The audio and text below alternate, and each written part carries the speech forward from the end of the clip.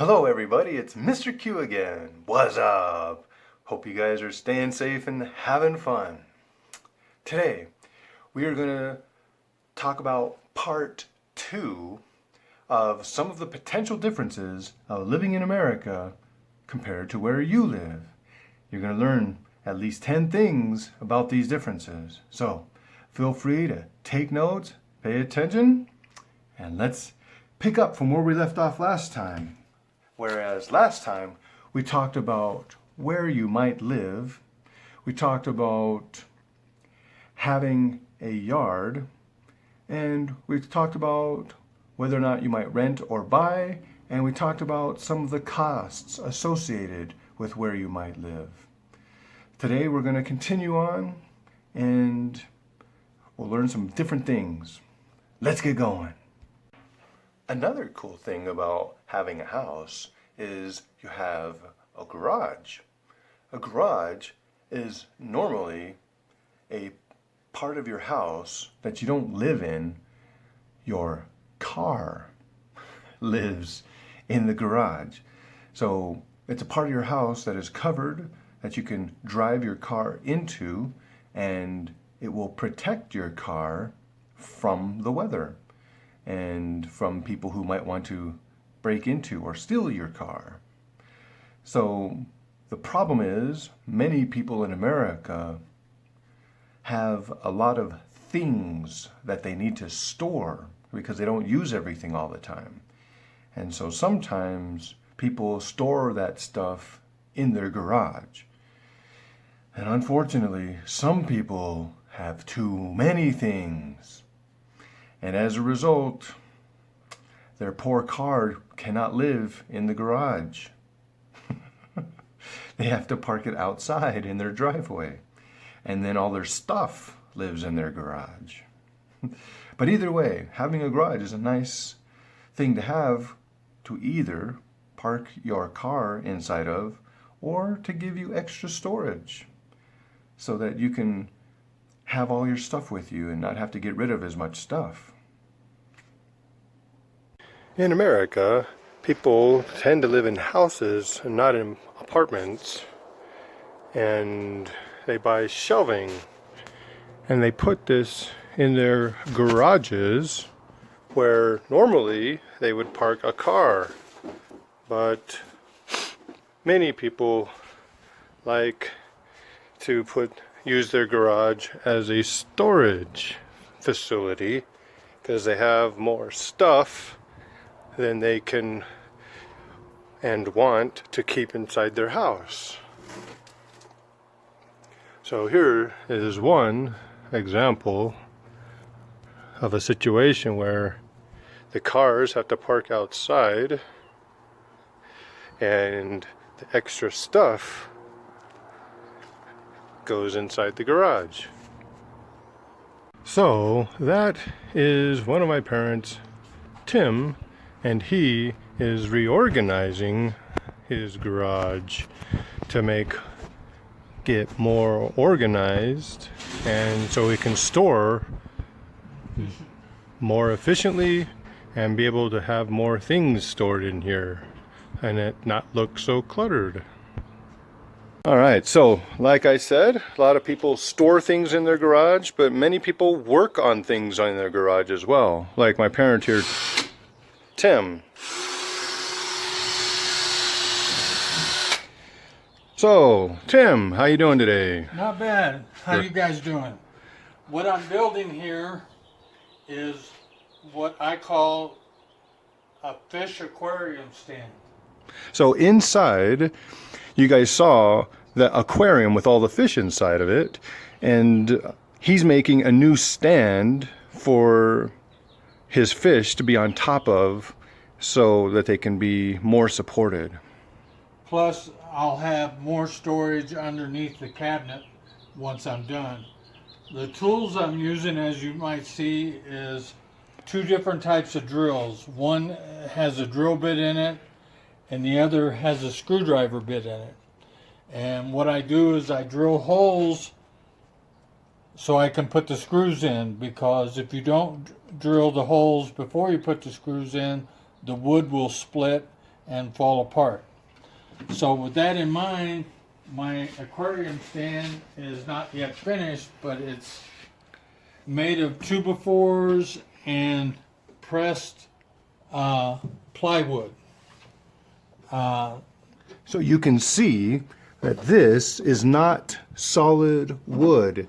It's wood that's been combined together to make a combination wood. So, and then there's the plywood over here, so you can see the difference in it. So this wood is different from the one you just saw because it's layers of wood, not just wood that's been combined together. So Tim, why are you wearing those yellow glasses? These are, there's a variety of what we call safety glasses. Safety glasses are a must when you're doing any kind of project with tools or with wood or metal, because if something flies up, you don't want it hitting you in the eye. And occasionally, and unfortunately I don't have it, is I wear a little mask over my face to keep sawdust out of my nostrils and my mouth. I often work with my mouth open, so sometimes I swallow a bug or a piece of sawdust. So you don't have to use a mask as strong as the mask that people are using nowadays to help with keeping infection away. You need something that will just keep big particles like this sawdust that you can easily see. You can just even use a bandana to keep stuff like this out of your nose and eyes and stuff. So, with that being said, What is this tool over here real quick? that is what we call a circular saw. It slices the wood and it slices big pieces of wood relatively easy. It's very sharp, it goes very fast, and if you don't keep your fingers and other objects away from it, they will get cut off. These are clamps, different size clamps that I use to clamp the wood together when I put glue on it, so it stays together and I can put screws in it without me having 3 hands. Yeah, because sometimes it would be helpful to have multiple people working on a project, and if you can't, then these clamps will take the place of your extra person. So, Go ahead. with that said, I'm going to, what I'm making though, so you understand, is this area here is going to have a small drawer in it that only has a lip on it of about 2 inches. Basically, this is it right here, and what it does, it sets here on these rollers. Everything's falling apart here. Well, it hasn't been fully screwed in yet, so that's why it's not So going in it easily. sits here on these rollers, and it will go back and forth in here to hold a bucket. So it looks like this. And then once that's done, my plan is to put doors on it to cover all this up. So you won't see the 2x4s, you'll just see pieces of wood that look similar to these right here. You see how that kind of wood looks nicer than the straight 2x4 because it has a cover on it to make it look a little bit nicer. Sometimes you use real wood, like these 2x4s are made from real wood, and you will paint it or stain it to make it look nice. Or you can just cover it with a nice piece of wood like this, and then you don't have to paint it. Timmy, I would like to thank you for sharing your project with my class today and how sometimes people have their cars live in their garage and sometimes they use the garage for storage, like you have a little bit. But instead of a car, you have a woodworking project that you're working on. So thank you again for having us. Everybody, try to make something. Use your intelligence, make something. From a birdhouse to a small box to keep your stuff in. It's always fun and it's easy. All right. Thank you very much. Sure. We'll Have a good time. We'll see you later. One of the things that may be particularly different is kind of, I already talked about it in regards to the garage, right? A lot of people in America own cars, and most people drive their cars to go to work and to do other things around the city. There are only a few cities in America, like New York, where many people don't own a car. But the majority of people who live around America, they own cars. And it doesn't really matter if they have a house or an apartment. They can own a car and park it somewhere. Even if they don't have a garage, that's okay. And why do Americans do this? The main reason is because public transportation in America isn't quite as good as it is around the world, in Europe and China and other places. So people need to be more flexible with their transportation. They need it to be more convenient, and so they own cars. And many households own multiple cars. So everybody has their own car, mom, dad, and when the children are old enough, they may have their own cars too. Public transportation in America is not as inexpensive as it is other places. It's not as frequent as it is in other places. And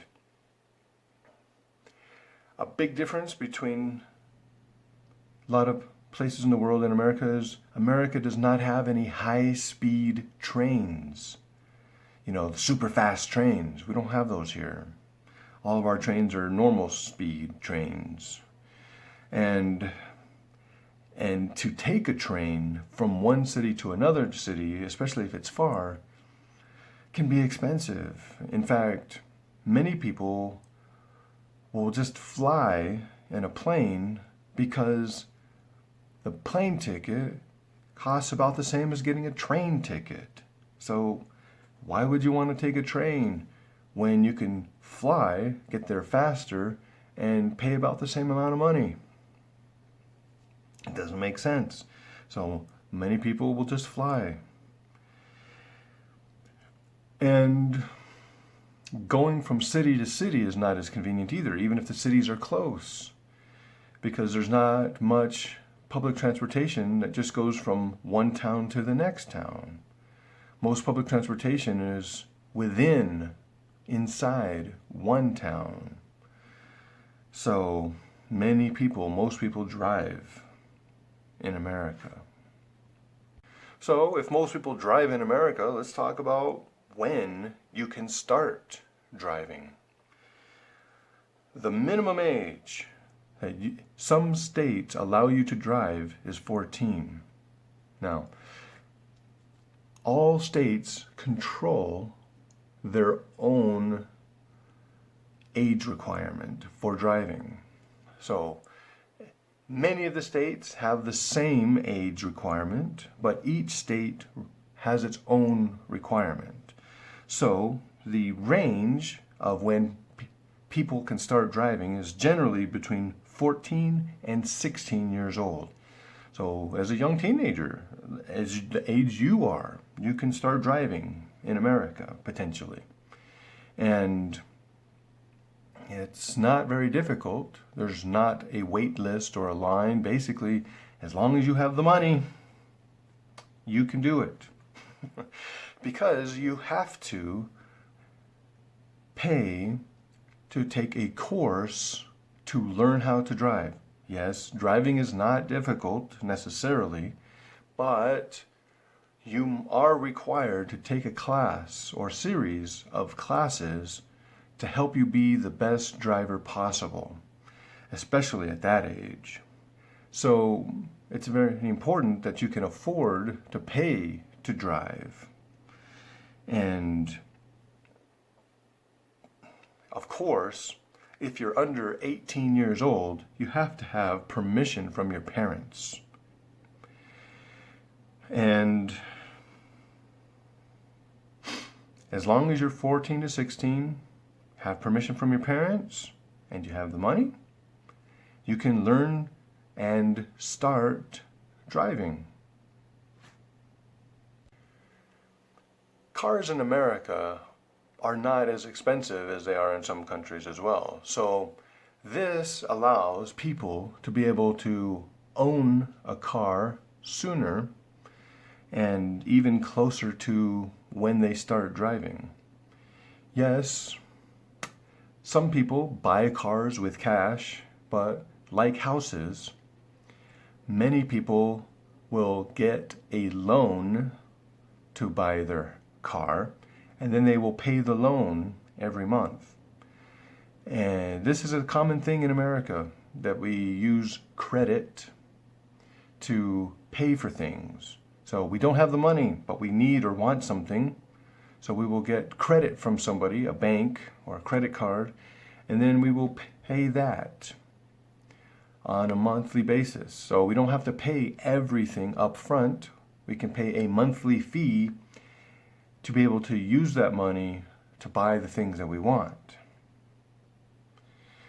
And buying a car depends on what kind of car you want. Do you want a brand new car? Do you want a fancy car? Or do you want just some older car that doesn't cost very much, right? Older cars that aren't in perfect condition, you can buy that for a lot less than you can a brand new car that's super fancy. You know, if you get like a Ford Escort from 2000, that will be much less expensive, of course, than if you got a brand new Ferrari. So, cost of the car can vary depending on what kind of car and how new it is. But you don't only pay for the car, you also have to pay for insurance for the car. So in case anything happens, if you get in an accident or if somebody damages or steals your car, you have to have insurance so that you can replace it and be covered. And in case there's an accident, some of that money could be used to help with hospital bills and stuff like that. So insurance is very important. I hope you guys have enjoyed learning about the potential differences between life in America and other places in this part 2 of this video series.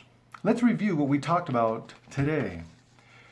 We talked about how people's houses have garages and how people can store their cars, their stuff, or as we saw in the video, sometimes they work on projects in their garage.